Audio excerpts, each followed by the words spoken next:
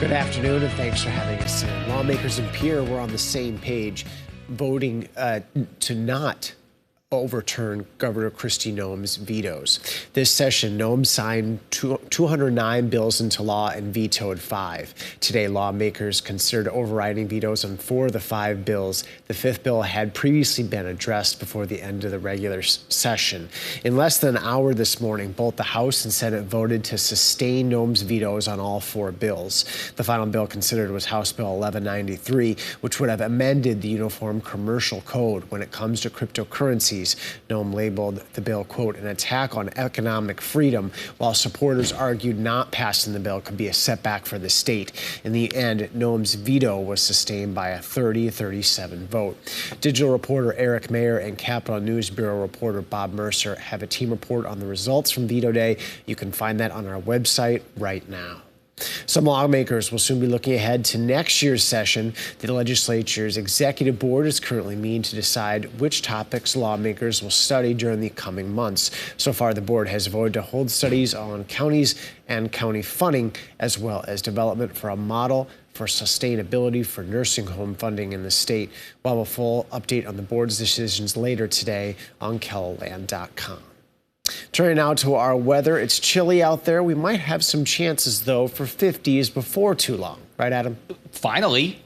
Took long enough. We haven't hit 50 yet in Sioux Falls. It's the winter just does not want to go away, at least on the thermometer. We've been getting days with some sunshine, like today, but it just has not really been able to do enough to help us warm up all that much.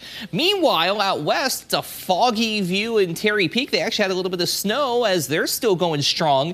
18 degrees in lead with a north wind at 3 miles per hour. Compare that to our other skiing venue, Great Bear, ending operations yesterday on a very nice note.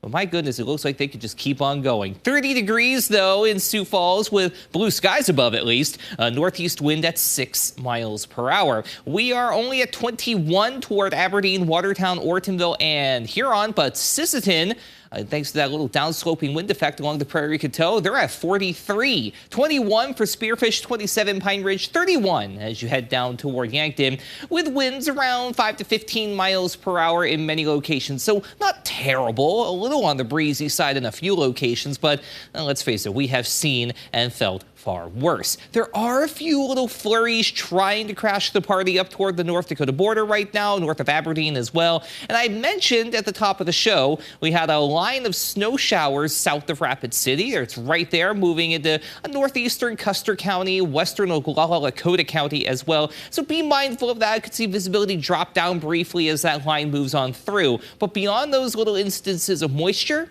that's just about it. It's a pretty nice afternoon. Again, if you take the fact that we are seeing temperatures upward of 15 to 20 degrees below average for this time of year.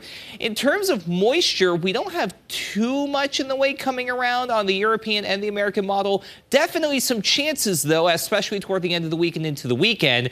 Now, I say precipitation because, well, we have equal chances for rain and even some snow as well. It truly depends on what day of the week and what time of day, for that matter, we get that moisture to come around. We'll break down those details and go through the rest of your 7-day forecast, all coming up in just a little bit.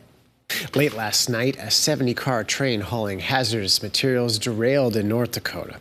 According to local reports, the Canadian Pacific train derailed around 11:15 p.m. about a mile southeast of Windermere in Richland County. Officials said 31 of the 70 cars derailed, with some leaking petroleum that's used in the making of asphalt. The cleanup is expected to last between 7 and 10 days. No injuries were reported, and there's no danger to the public. March Madness heated up as the University of Miami Hurricanes rallied to upset the Texas Longhorns last night in the NCAA Men's Tournament's Midwest Regional Final in Kansas City. Miami advances for the program's first ever trip to the Final Four, where they will face the University of Connecticut. Florida Atlantic will also take on San Diego State in Houston next Saturday. Communities in Mississippi are reeling from a massive tornado that ripped through the region Friday night, killing at least 26 people and injuring dozens more. Christiane Benavidez reports from Mississippi. Georgia got hit Sunday with the same storm system that slammed parts of Mississippi and Alabama on Friday. Large hailstones pounded residents in East Point, not far from Atlanta, while further south, heavy rain caused flooding in the town of Thomaston. In LaGrange, residents are assessing the damage and beginning to clean up after tornadoes tore through yesterday. Authorities say 30 to 40 homes were completely destroyed in Troup County alone. This is the first time in a while we've had this much structural damage from a tornado. In Mississippi, destruction from Friday's deadly twister stretches for over 150 miles. Rolling Fork, a town of roughly 2,000 people, is mostly flattened. And when we got out, it was chaos. Restaurant owner Tracy Harden rode out the storm in a walk-in refrigerator.